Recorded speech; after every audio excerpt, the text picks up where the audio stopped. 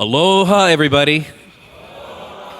Want to welcome you to the Grassroot Institute here on Maui. I'm Keli'i Akina, president of the Grassroot Institute. Delighted to have you with us today.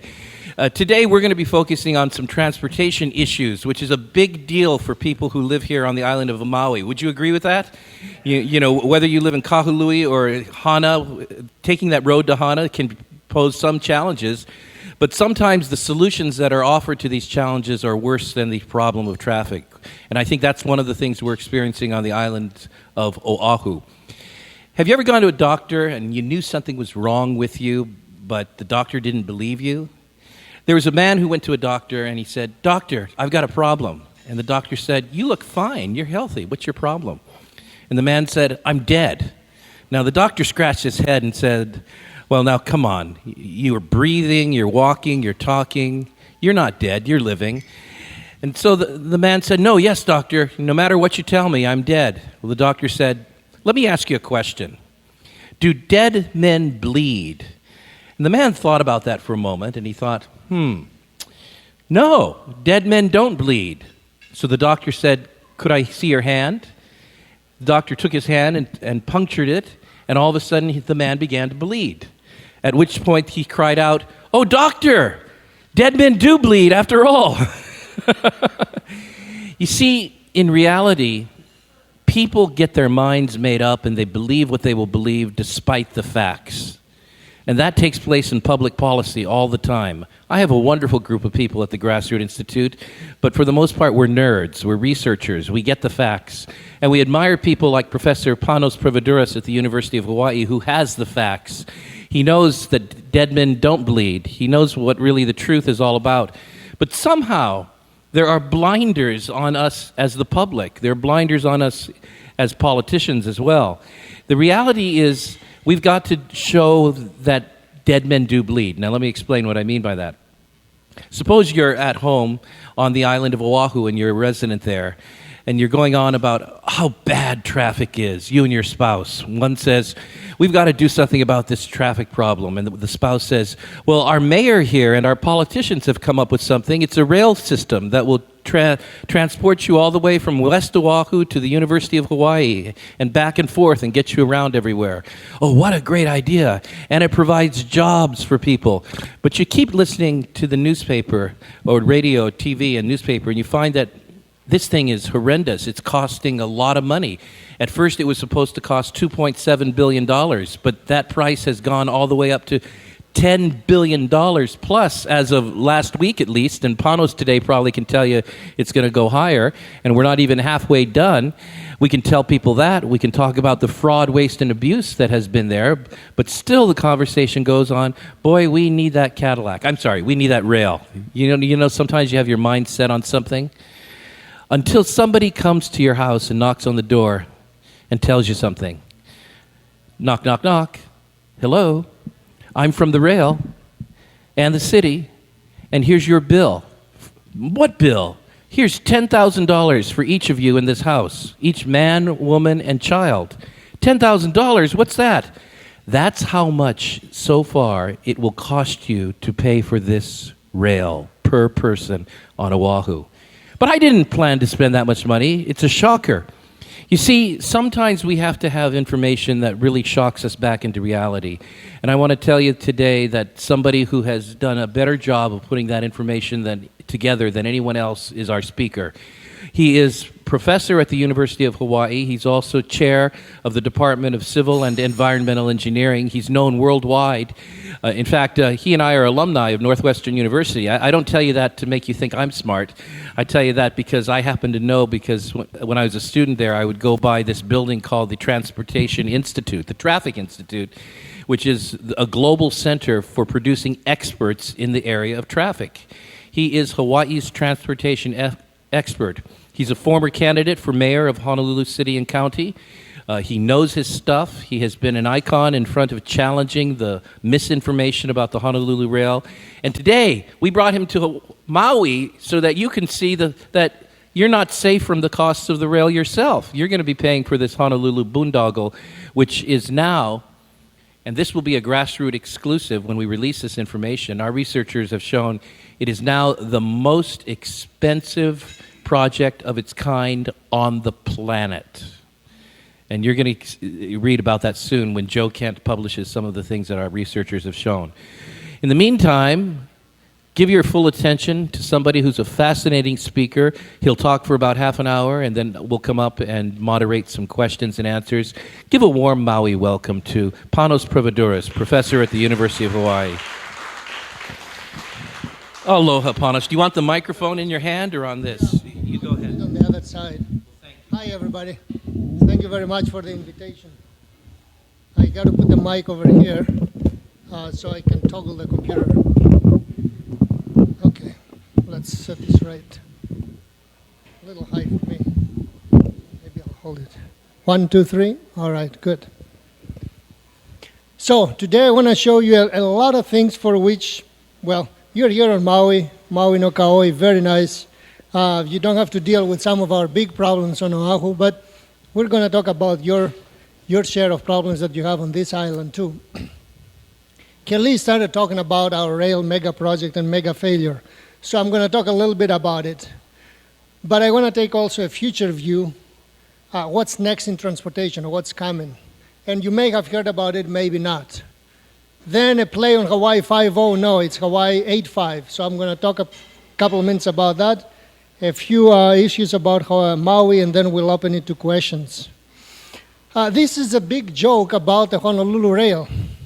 I was actually opposing it when it was $3 billion. I have served in every technical committee. I was always the one vote against it because the rest of the votes were stacked against it or for it. Look where we are today. In April 2017, this year, the mayor went to the legislature and says, well, for all practical purposes, let's talk about $10 billion right now. That is incredible. That's where the $10,000 comes from. About 1 million in Honolulu, 10 billion makes $10,000. This is an awesome amount, so it's not a calculation, it's right there.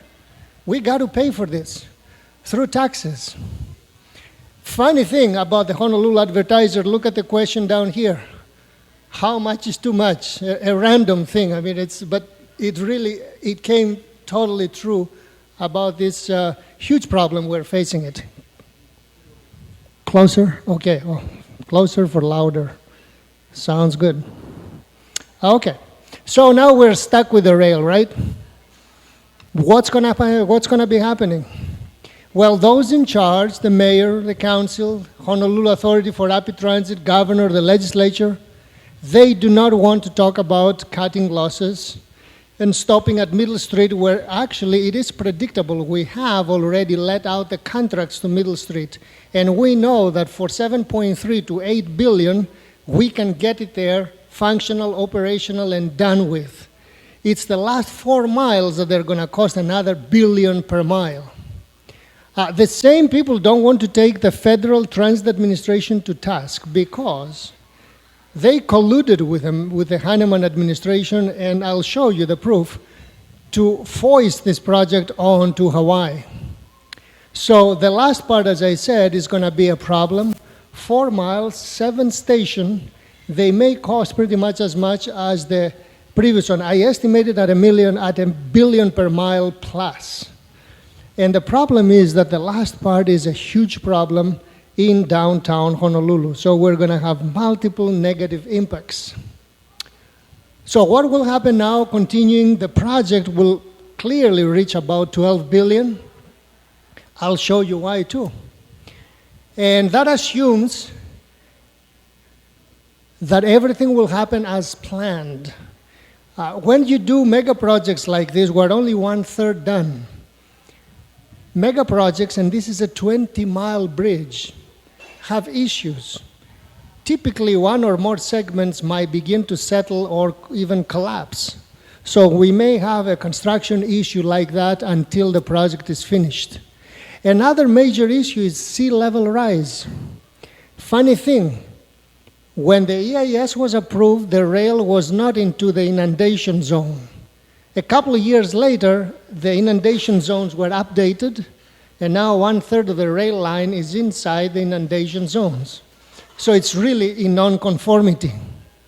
And of course, now the legislature is playing a game of how much we're going to extend the taxes. So let's move on. Professor Roth from the School of Law and myself helped Governor Cayetano to draft this letter, which was published in the Washington Post. It rattled a little bit the Congress there and the US DOT, but so far they have not made any decisions, positive or negative, relative to this project. We don't know what the final reaction to this will be. A question on the table is, what will President Trump will do? He's in charge. He has, Elaine Chao at the US DOT. My take is that most likely he will do nothing.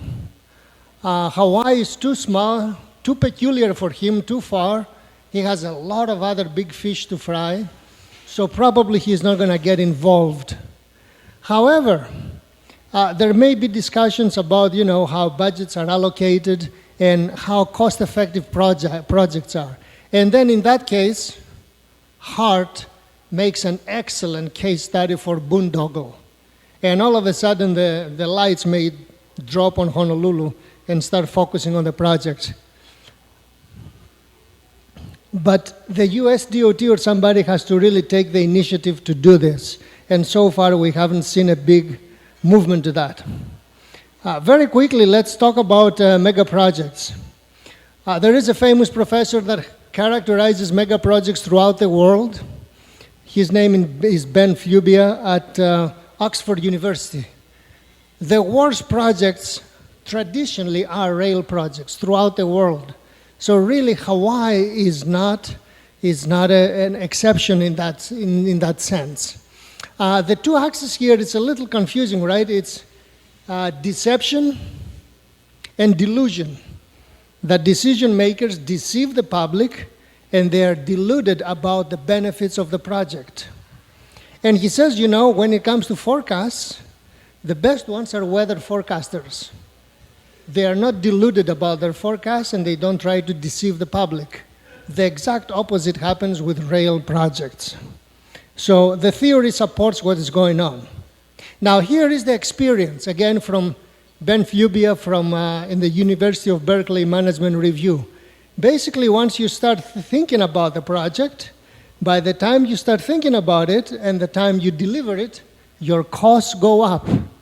That is the truth for decades. Now let's look at the lies in Hawaii. That's the interesting thing about the political climate in Hawaii. They will look at you in the face and they will lie to you.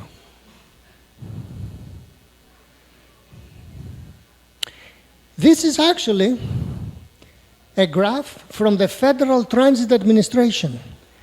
It shows the opposite of what we see, that the costs will start high, and eventually, as we begin to construct this, they will come to be very low. So they came up with the initial cost of the project at $4.6 billion. Again, if I flip the graphs back and forth, what is the ground truth that we know from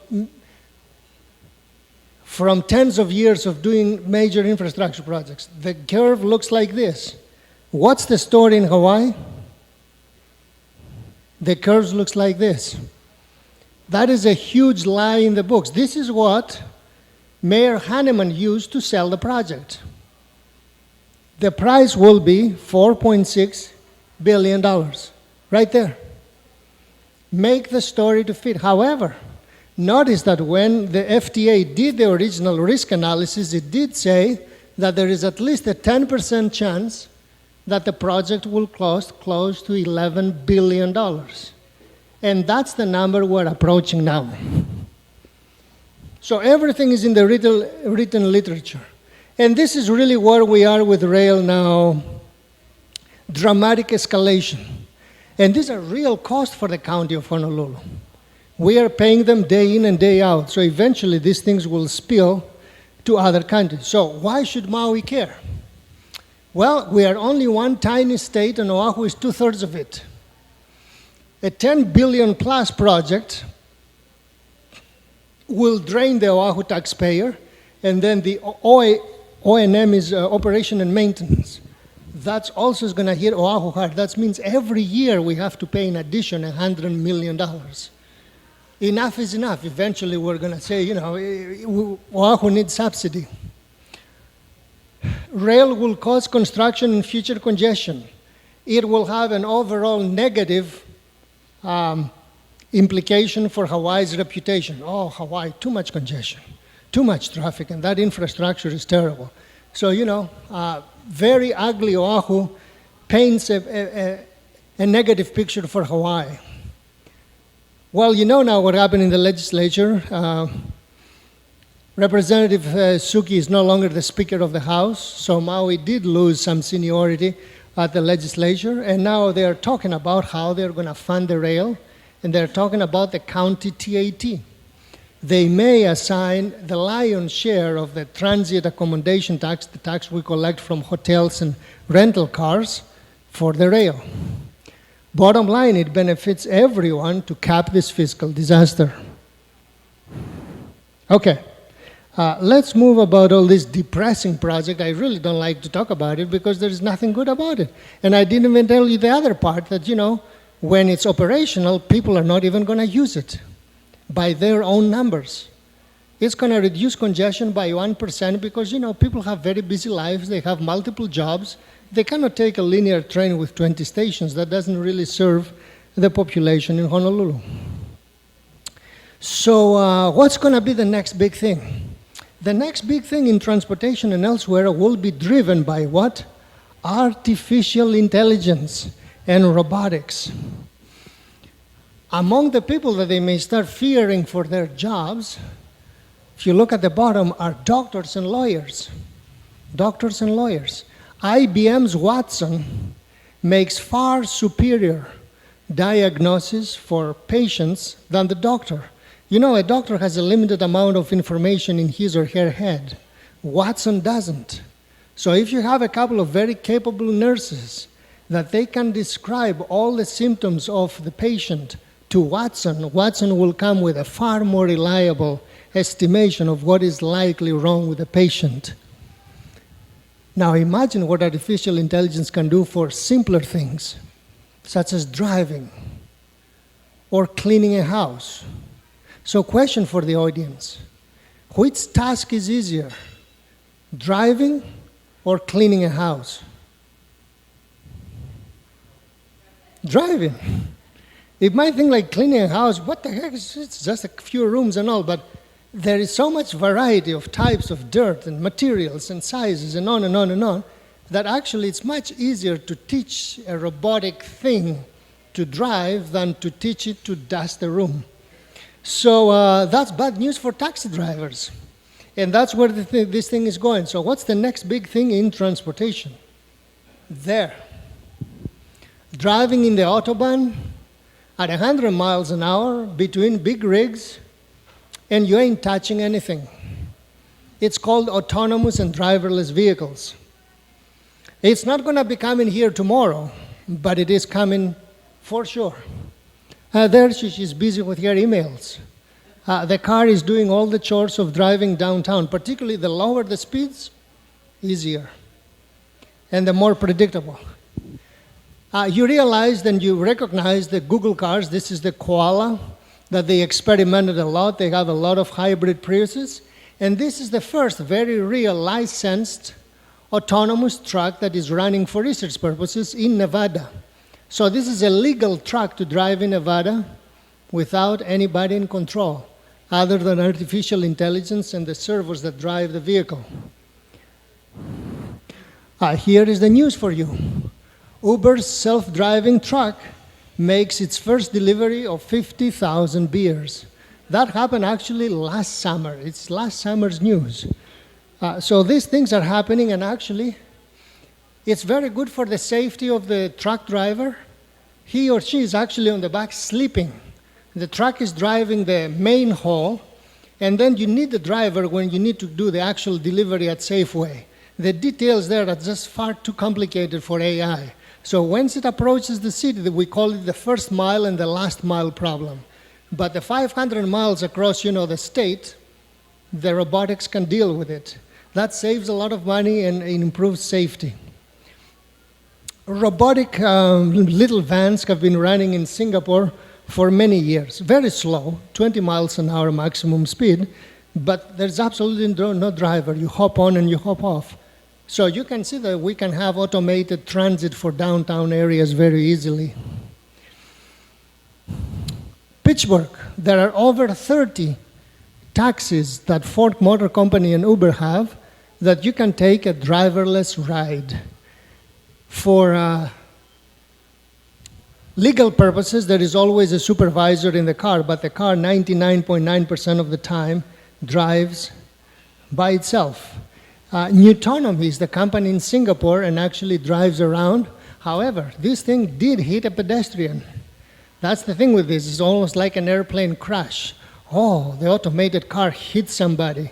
Everybody pays attention to it. But the more accidents we have in the short term, the more we learn, and this will be minimized. So more news about Uber and Pittsburgh. But you might wonder, why is this all happening?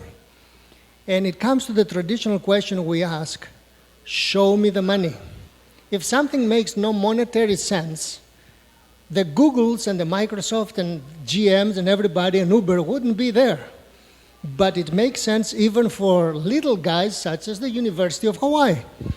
So let me show you this. An early driverless feature, which actually you can buy an Audi today that has that. You can train it to come and park here at Maui Country Club. The moment you arrive at the gate, you step out of the car, you press a button, and the car goes, finds a proper stall, and puts itself in the stall.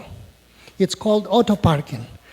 The nice thing about auto parking is that if I have a big parking lot and teach all my cars to park there, they are not going to longer park 2 feet apart. They're going to park only 2 inches apart. So now, the parking structure we have at the University of Hawaii, its capacity will go from 5,000 cars to 6,000 cars. The UH charges $5 a day for parking. All of a sudden, the UH is stand to make $5,000 more per day.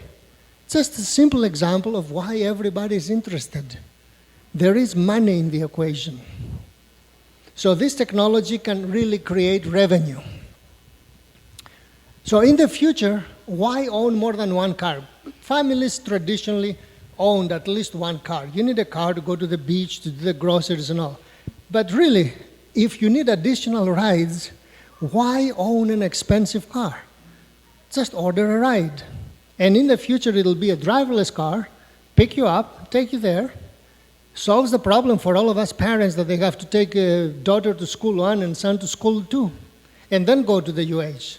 Tell me about this. That's my life every day, 22 miles. I could have this do it at 50 cents a mile. And the interesting thing about a car, if you think of it from an investment perspective, we pay $30,000 or more per car, and 22 hours a day is parked doing nothing. So really, it's not a smart choice to have a family with 3 cars, of which most of them sit around most of the time. So lower car ownership in the future, it means we have a need for fewer parking lots. Eventually, UH will downsize because a lot of us will riding into the UH. Same thing with downtown Honolulu, downtown Paia X, everything. So bottom line, redevelopment. Large parcels can be changed from parking to essentially being developable areas. In fact, now in LA, all modern architects begin to design skyscrapers with these vehicles in mind. In other words, right now we need parking, but they make the parking proper size. As you know, parking lots and decks tend to be half size. They're going to be full size in the future because when parking demand goes low, you're going to redevelop all that floor and put stores or put something else. You don't need it for parking anymore. So you have to have smart architecture. 20, 30 years in the future, you can reconvert your building and the parking structure becomes something more sellable, more leasable for business, etc. So a lot of good things about it. Traffic congestion, let's not even think about it. When we have automated vehicles, if we have, 50 years down the road, let me tell you something fantastic about it. First of all, they can drive very close to each other, longitudinally, because we kind of snooze and we need one Mississippi, two Mississippi. No. These things are millisecond reaction time. So they will form a train, and they will drive very close to each other. So every time you have a 2-lane road, that will become a 3-lane road in the future. They will pack themselves in there. So bottom line, tremendous capacity. And if everything works perfectly, which is a big if, but engineering keeps improving, you're not going to even need traffic lights in the future. Even at the UH, we have run simulations where the cars can go through the intersection without any traffic lights anymore. They assign among themselves priority, and there is continuous flow through the intersection very safely. So there is bright future in this. Okay, then the bottom line is that sold. That's a great concept. Well, the biggest problem is the top line that says problematic transition. The smart cars may be smart, but they're going to contend with 98% of fools like us on the street. We're very unpredictable. See, the robotic cars can talk to each other, but they cannot talk to me and you. And they have to be on top of it to find out if they can react to our foolishness. So all of these, plus technological issues, union issues, what's going to happen to all these truckers and the taxi drivers? Politicians are going to get into it. Who's going to take the side of Google? Who's going to take the side of the taxi driver? And of course, cost will always be a concern, because no matter how much cost drops, right now, if you want an autonomous car, it'll cost you a minimum of $25,000 on top of the regular car, which is like, not one Honda Accord, but 2 Honda Accords. That's very expensive for most people. But remember the implications of this. You can be 90-year-old, no longer holding a license, and you can go everywhere. You own one of these, or you get rides. And then, of course, as the commercial that Google had a long time ago, the blind can drive. They had a commercial with, a person, a Prius drives to McDonald's, picks up his order from McDonald's, the Prius keeps driving California neighborhoods, parks at the street, open door, and the gentleman comes out, unfolds his stick, and he went home. The blind can drive, even today. So the implications are tremendous. But which way it's going to go? We don't know yet. It's too soon. It can go 3 ways. This is the Apple Newton. Anybody remember the Apple Newton? Of course not. It came and went. One of the biggest failures that Apple did. Cameron's invention, the Segway. When he developed the Segway, he told us, you guys are going to forget how to bicycle. No need. This is the thing of the future. At $5,000, only the post office bought it. And some people that they give rides to people. So not a big success. Or it'll become the case of the iPod. The little iPod that took Apple from essentially a nearly dead company to a company now that is bigger than a small country. So we'll see. It's too early to predict where it's going to take us in terms of product success. Let's talk a little bit back to Hawaii. Hawaii 8.5. What is my play of words? 85% of the people drive alone. 85% of the food is imported. And roughly 85% of the electricity is not renewable. These are big problems, our 8.5s. And you know what? We do the best to do the worst in every one of these issues, in my opinion. 85% of the people drive. So instead of focusing on carpool lanes, fast lanes for carpools, putting people together, more express buses, what do? We spend billions on rails, and we reallocate lanes on bicycles. Each one of them is 1%. So we're going to spend billions and lose a lot of lane miles to bicycles to go from 85% to 83%. That's not a way to solve the problem. So by 2030, we will have too much congestion, particularly on Oahu.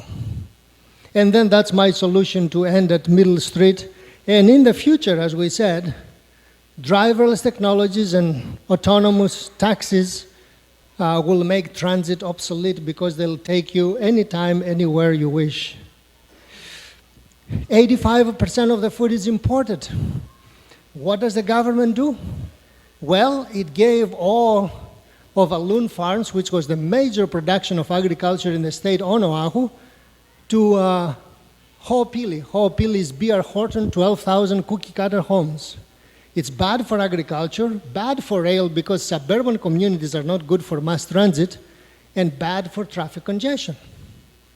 So this is the proper action, and an opportunity for Maui actually, now that sugar is out, is to help, Hawaii's production to improve. Again, Hawaii, though, is a very expensive place for competitive agriculture. 85% of the electricity is not renewable. However, we're focusing on solar and wind, which are extremely expensive. Think about it. Solar and wind, none of the developing countries in the world can affect them. So they don't solve any of the planetary problems. They're being promoted here because they're heavily subsidized by the government. On the other hand, particularly on Oahu, we have H-power. H-power is waste to energy. In other words, you burn trash, you make electricity. So we welcome trash from Maui. Maui solves the problem. You don't have to landfill the trash. Sell them to us on Oahu. We make electricity out of them. Nobody's even talking about it. Geothermal, in my opinion, is Pele's gift to its islands. New Zealand has realized that. Philippines has realized that. Iceland has realized that. We treat, geothermal energy as if it's a pariah. However, the Big Island has the ability to produce oodles of very low price electricity. So basically, that's my recommendation for that. And what about Maui? Well, as you said, traffic is a big problem, and indeed, that's very true, with your backyard. There was a statewide survey, Hawaii Association of Realtors. Top issues were affordable housing, which is everywhere in Hawaii, traffic, pretty much a big problem where on the Big Island, on Hawaii, on Oahu, on Kauai, if you ever go to Kapa, my God, the line there is 3 miles of congestion, and of course, on Maui. Although relatively to Oahu and Kauai, you have fewer problems. I've been visiting here frequently, and the level of congestion, sometimes around Lahaina and downtown Paia, it can get spot traffic, but nothing compared to major arterials, of course, in Honolulu, plus the Kapa problem, where you have essentially 5 lanes going over 1-lane bridge on Kauai. The other problems, of course, public education, which is pretty much universal in the state. So, recommendations. You're going to have critical problems with Honoapi-Lani Highway close to the ocean. With king tides, sea level rise and all, you have to go past your oversensitivity about environmental thing and design a new road to avoid the problem for good. Unfortunately, building anything in Hawaii, it costs a lot of money. So, for the health and safety of the population, the shoreline has to be addressed. Sell trash to Oahu, a win-win for you and for Oahu. Refrain from adding wind turbines and add more solar panels, because solar panels, you have a lot of rooftop capacity. Windmills are extremely expensive, and then don't go the route that some of Oahu have done, where we bought very expensive battery arrays. Wait another 10 years, batteries will be much cheaper. From what I read also, desalination will be an issue here, because your amount of fresh water is not sufficient for the growth of the population. So that's coming your way, and for that you also need a lot more power, electric power.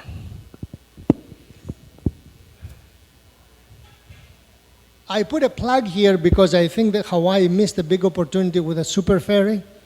I think the super ferry would have been, and can be still, a major opportunity for connection between Oahu and Maui.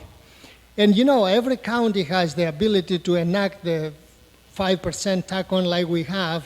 For the rail, you can add it in order to provide new transportation service. So Maui could take the lead to change that and bring back to the fore some kind of ferry service. It's really not very environmentally friendly to be dependent so much on airlines, and particularly for the transportation of cargo. So the second bullet says exactly that. The GET surcharge could be used to enact some kind of ocean-borne transportation. In fact, there is proposals to the state DOT to study new ferry system for Hawaii. I don't know why, since Maui has grown substantially now, Matson does not bring a ship from California directly to Kahului Harbor. You have so many delays because everything has to go to Hawaii, to Honolulu, and then come here, which increases the price and increases the delays for Maui. One of the 6 vessels should be coming here every week. When it comes to traffic, well, everybody can benefit with better signal timings. And I noticed every time I drive on Maui, you go from a red light and the next light is red. You need to go 2 or 3 lights that they're green. So this is everywhere, but all it needs is for the county to allocate a couple of engineers that they really know what they're doing and put their mind to it to set the timing between successive intersections. It's not really rocket science. To reduce your traffic again, you should be focusing on more carpools and van pools, particularly for the hospitality industry, and connecting Kahului, Wailuku to Kihei, and Lahaina Kanapali. And some of your intersections need extra lanes for the turns. They've done a good job in downtown Kahului, but then once you move out of there, there is some congestion that can be avoided by mini lanes to the left and the right, so you have a good through movements and more flexibility for turns. Okay, finishing up here. Similar suggestion about a van service like the big mainland conglomerates like Google. So you can actually pass in, California has that. You can pass an ordinance in which you incentivize them or you push the big employers to create some form of van service. Particularly because like the Big Island, you have big flows. Big Island, of course, they have Hilo folks going and working at the Kailua Kona side. And you have your Kahului and Wailuku folks working on the other side, Kihei and up in Lahaina. Lahaina Bypass. It has started in the early 80s. It's been 40 years and it still hasn't completed. I can't believe that project. I mean, I have worked many times as part of the DOT to update the forecast, and we cannot even check the forecast because the road is never completed.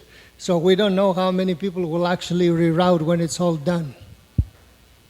So now you need also another expansion by the area of Honoapiilani that gets flooded every storm we have.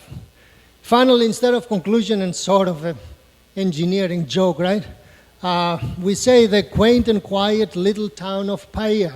That's where we are. But if you look at the Hawaiian dictionary, Paia means noisy. What do you expect from a Greek engineer? Not the best joke. Mahalo. So thank you very much.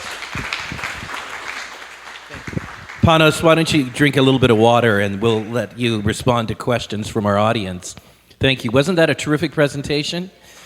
Absolutely. And with reference to the closing part, his recommendations for Maui, we at Grassroot are not partisan politically, but I believe anybody who wants to run for Maui mayor or county council person or anything like that, a legislative person in Maui, could just take 1 or 2 of Panos' recommendations and he'd have the public behind him. What do you think? I think so. We're going to open up to questions in a second, but before we do that, I want to ask you to look for a thank you email we're going to send you for coming today. Grassroot Institute is pleased to have you here, and in that email there's going to be a link. We started just a few days ago a very soft campaign without money and without radio ads or TV ads and so forth. And in a few days, we've had tens of thousands of responses. And so far, as of today, 2,000 people have signed a petition saying, audit the rail, audit the rail. That is based upon the research done by Panos and by Randall Roth at the University of Hawaii. We'd like to ask you to take a look at that. So as soon as you get that link, just click it. You'll see a quick video for about 30 seconds, and you'll get a chance to simply digitally sign Audit the Rail, because we want to call our government leaders to be accountable. And so look for that. It's at audittherail.com. Now, if you have any questions, would you come and line up over here? We want to make sure we get you on the microphone, and Panos will respond to your questions, your comments. Just come on up where I am over here, and I'll give you the microphone, and we'll hear from you. But while you're coming up here, I'll ask Panos a question, but please just join me over here, and we'll get you here up on the microphone. Panos, and please come on and go ahead and form a line right here. That'll be good. Panos, what does the world of engineering and planning in particularly think about our project? This is, what do the experts really feel? Or do they even take notice of it? Well, to be honest, they haven't taken major notice of it because it's not a completed project. They've been reading that it's going the wrong way, but until the final numbers of cost and ridership are in, we will not know. We know a similar case by the same consultant who did the case for the rail. The consultant is Parson Bringerhoff. The case is San Juan, Puerto Rico.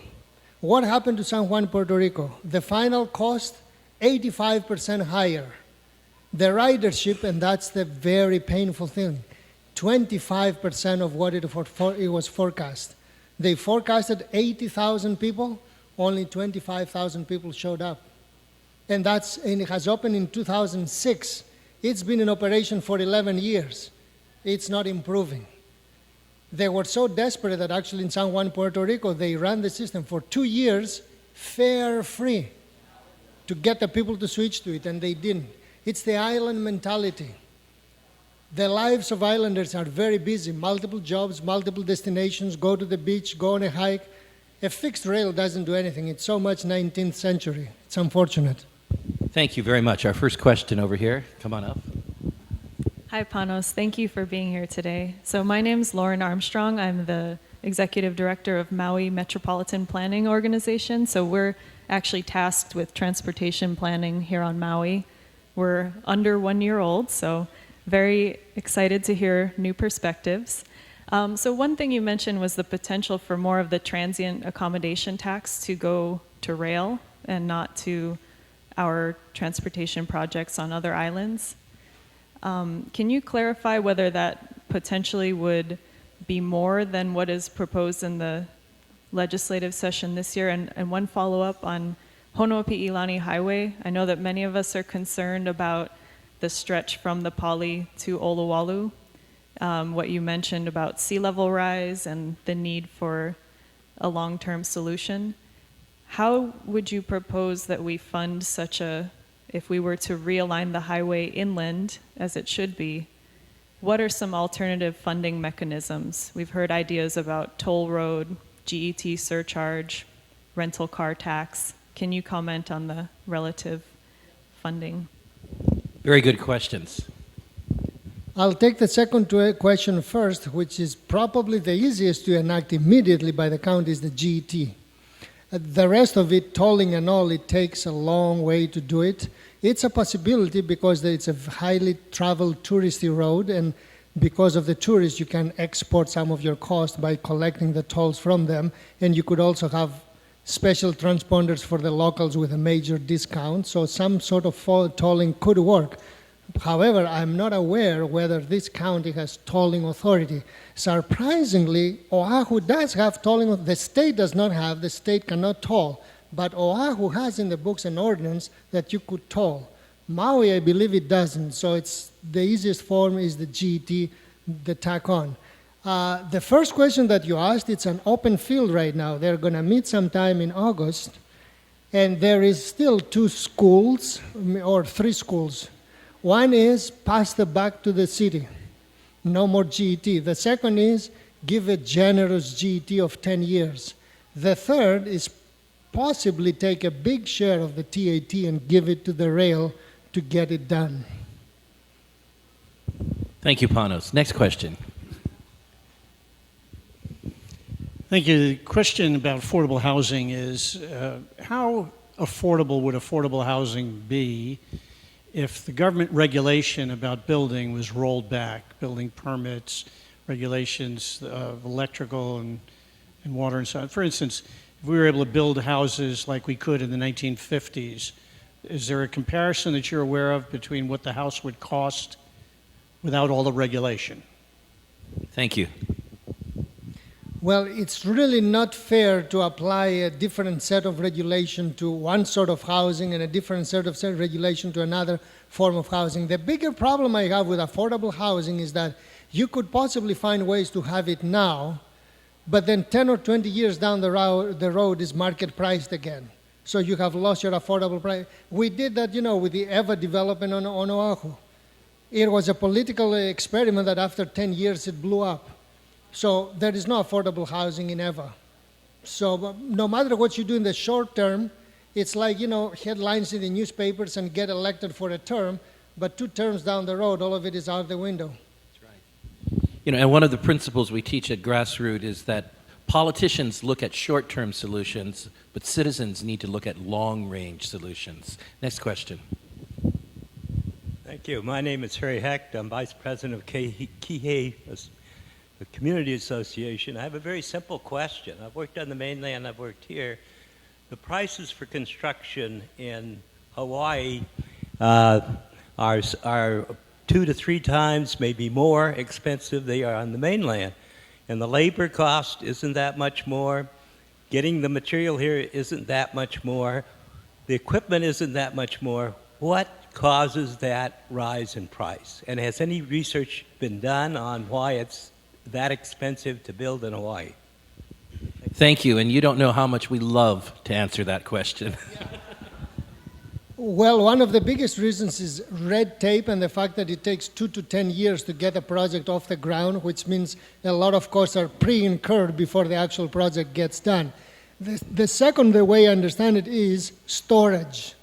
Storage. We have a big problem with storage of materials for rail, etc., because of the price in Hawaii. This is something that I've been teaching my students since the 1990s, that our price of gasoline is not much higher, getting the gasoline is not much higher, but that guy in the corner store in Idaho, he pays $500 for rent. In Honolulu, you cannot find that parcel for less than $5,000 for rent. So it's land related. A lot of the problems are land related and the cost of land. Thank you. Panos, while you're answering that question, does it have anything to do with shipping costs here to Hawaii? Shipping cost does have an impact, and we don't know how much the savings would be if we had a competitive market. Because of cabotage, essentially, we cannot really have Jones Act. We cannot really have a competitive market here. Some estimate that the cost is at least in the order of 10%. It could be higher. So 10% here, 10% there, you pretty much, your cost quickly escalate to 100%. And on that note, in about September or October, Grassroot Institute will be releasing some research done for the first time to actually show the financial costs of the Jones Act, that cabotage shipping law that was being referred to here, each state by state, so we'll be able to compare Hawaii to the rest of the nation. Our Uber driver. Yeah. Aloha, everyone. My name is Antonio Gimbernat. I've lived on Maui for 19 years now. I've been a handyman remodeling homes for many years, and I know when I bid on a job that is the price that the client is going to pay me, period. If it goes over, I need to take the difference. So I don't understand why the CEO of Hart, Dan Grabowski, is that his name? And the unions and contractors initially bid $3 billion, and then the price kept going up and up. Why are they not held accountable for what they initially bid? And then the second part of my is more of a suggestion.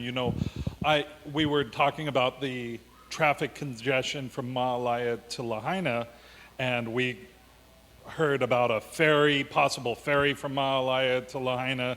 Then we thought, well, what about a monorail, going above the highway? Then we came to, what about like on the side of the road, like a little bike lane that is a scaled down version of a carpool lane or whatnot, and use these little smart cars with self-driving technology. It's just a scaled down version, so you're not spending so much money as like the Honolulu Rail. Could that possibly work? Because I know that Lahaina Road is very narrow, and to widen it like you were suggesting, I don't know if that's feasible. Especially when you come into Olowalu, there's that store there, and the property owners there might not want to widen the road. At any rate, if you could touch on some of those questions. Great questions. Thank you.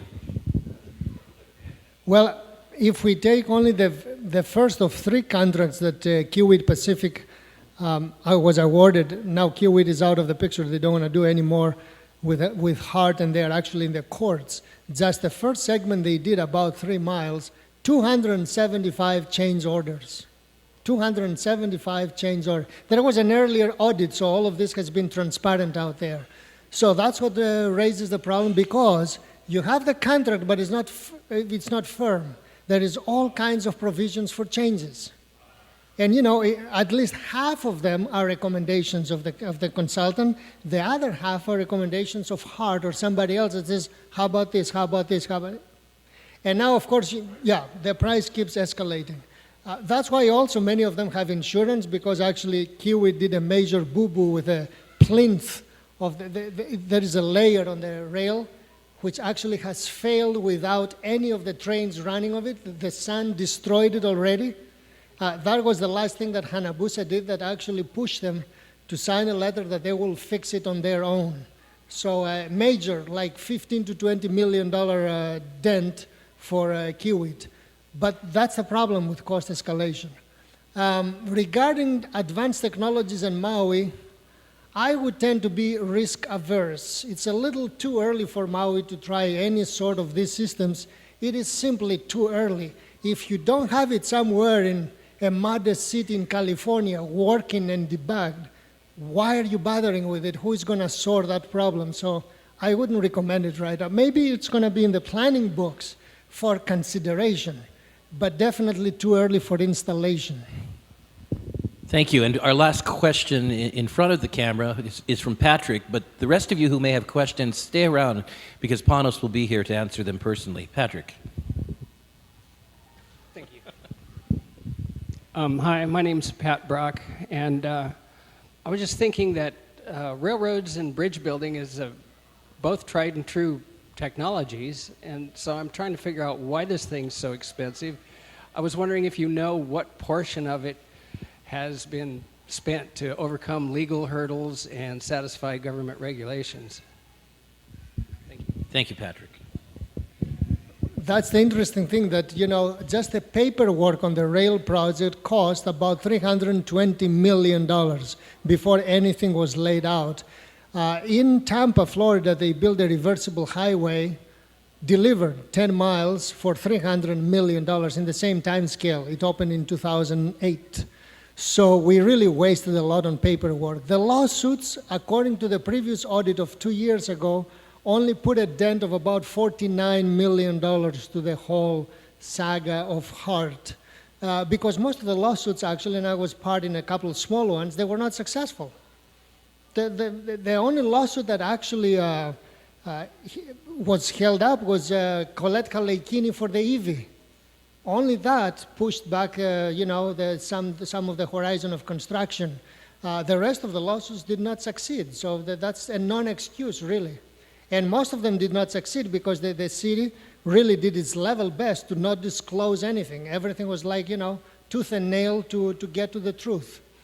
And that's unfortunate for the whole project and how Hawaii operates. No transparency, no accountability. The current CEO is actually more straight shooting. He's interim CEO, Murthy. Grabauskas is bye-bye, so he got his golden parachute. He made well over $2 million from our hard-earned money, and he's done.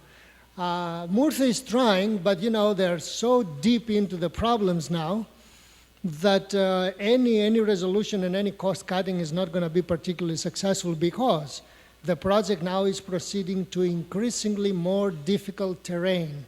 Airport, Kalihi, downtown, Kaka'ako. All of them, you try to put, essentially a 10-mile bridge through one of the densest metropolitan areas in the United States, in the most litigious state, with the highest labor costs and on and on and on. It's like asking for it. So, it's the gift that keeps on giving problems. How many of you enjoyed Panos Prevedouros today? What a great job, Panos. Great job. So you're going to stay around and answer questions. Well, I'm glad for that. And I want to encourage everyone, when you get your thank you note, or even before that, go to audittherail.com. It's really simple. We're just trying to find out on a grassroots level how many people are saying, whether we're for the rail or against the rail, it's time to get a better accounting. Do you think it's time for a better accounting for all that money? It's all our money. And I want to thank you. And also, I want to encourage you, if you would like to become a member of the Grassroot Institute, we welcome you. It's as little as $5.76 per month. It includes weekly research letters, videos, invitations to our events. And the gentleman in the back, why don't you wave again, Zach? We'll be at the front to greet you and tell you about that. Mahalo. Thank you, everybody. Glad you were here today. Aloha.